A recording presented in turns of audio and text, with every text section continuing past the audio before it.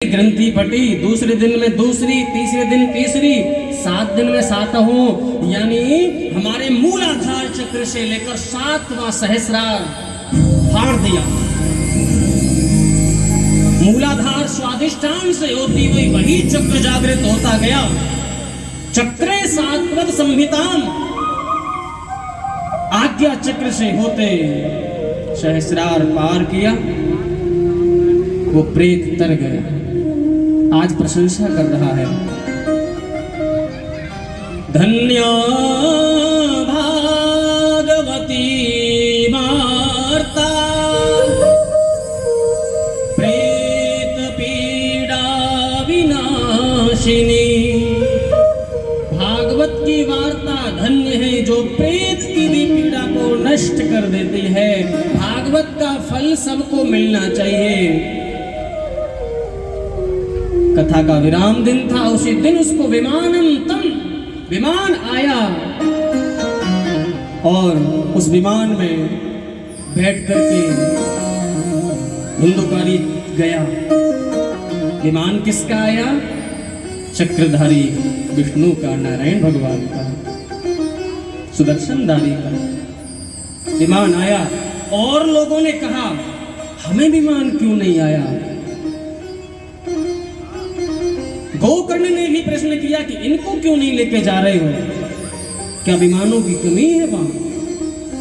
नहीं, जिस विधि से इसने कथा सुनी धुंधकारी ने, इन लोगों ने उस विधि से कथा नहीं सुनी। यदि यह भी उस विधि से कथा सुनेंगे तो जरूर सफल हो जाएंगे, विमान इनको भी आएंगे। विधिहीनस्य यज्ञस्य सद्यः कर्ता च। देखिए, विधिहीन यज्ञ, विधिहीन पूजा, विधि विहीन कर्म करने और कराने वाले दोनों लोग बेकार हो जाते हैं, निष्फल हो जाते हैं।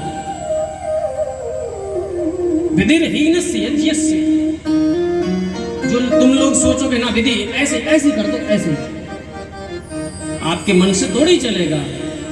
कोई साधन अपने तरीके से चलता है, तुमको ना अभी मोड़ दो, नहीं ठोकोगे। विधि सबके साथ है। क्या विधि भागवत की? बोले इन्होंने ऐसा क्या किया?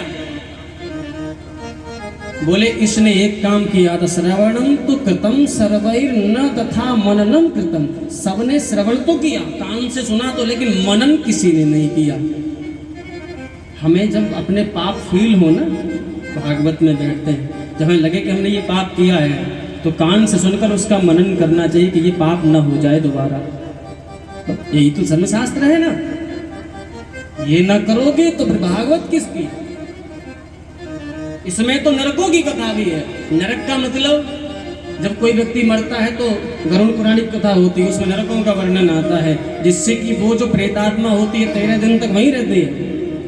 आजकल हाँ, एक चीज और चल रही है, देखो शास्त्रों का नियम, ये हम जैसे लोगों ने तो नहीं, और ऐसे लोग आ गए कि जिन्होंने बिगाड़ दिया।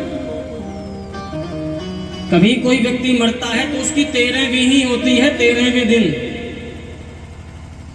ये नहीं कि 5वें दिन कर दो, ये बड़ा चल रहा है, 7वें दिन कर, न बृहस्पतिवार पड़ रहा। कहाँ है दोष उसमें बताओ? भागवत कहीं लिखा है शास्त्र में? नहीं, बस फैला दिया वैसे ही, खामो खाम। सिर्फ ये जो है पंचक नक्षत्रों का दोष मरने पर है। मरे कोई व्यक्ति तो पंचक का शांति करानी चाहिए, तुरंत पुत्तल दान करना चाहिए। अन्यथा आगे क्षौर कर्म वाले दिन पंचक का कोई दोष नहीं।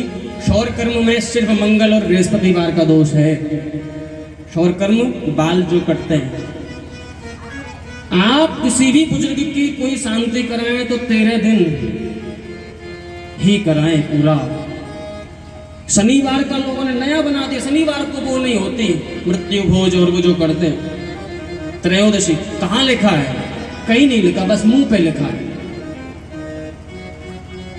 इसलिए शास्त्र सबको गहन अध्ययन से, चिंतन से, जो लोग अल्प ज्ञान लिए, घर से ही पढ़ लिए, पढ़े नहीं सुन लिए। हमें भी कभी कभी गांव में पूजन कराने में बड़ी खोज करनी पड़ती है, क्योंकि वो विडंबना बड़ी फैल गई है, गलत वाली। और घर घर के नए नए देवता बन गए, हर घर में एक नया देवता। सनातन के देवता कोई कमजोर है जी? हैं ऐसे ऐसे, हाँ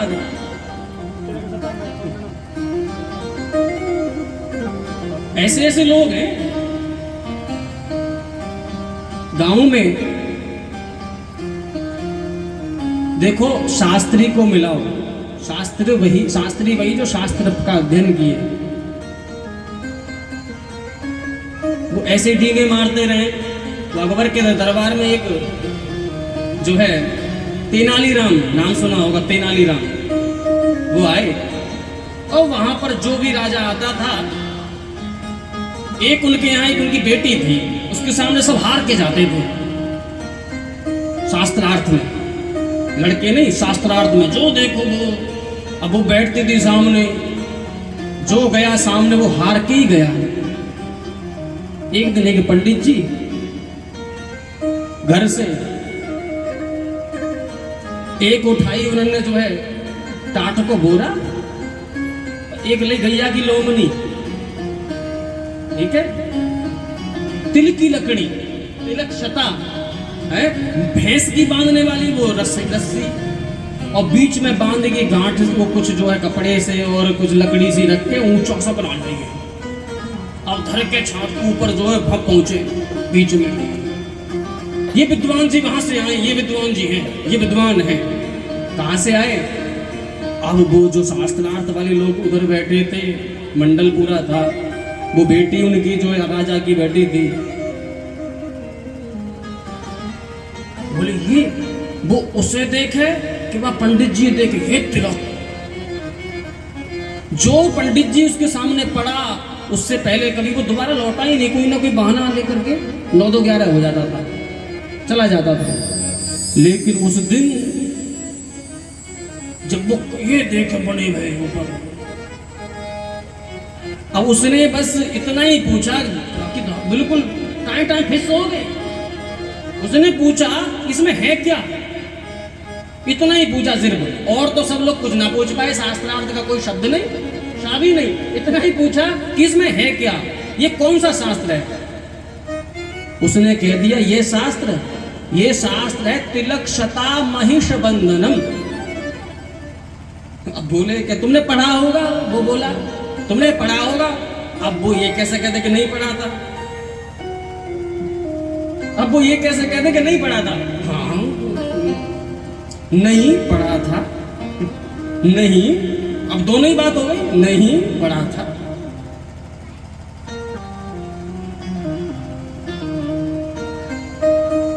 अब सभा इतनी देर में खत्म, सब भागे ऊंचा देखा बना वो बलालो था, बड़ा पो था, अस्से चलन था चार, लंबे लंबे जमूड़े बने, लंबे लंबे पैरों में ये, और सजावट देखो तिलक, और क्या ही कहे। बाद में पूछा गया कि महाराज अब तो बता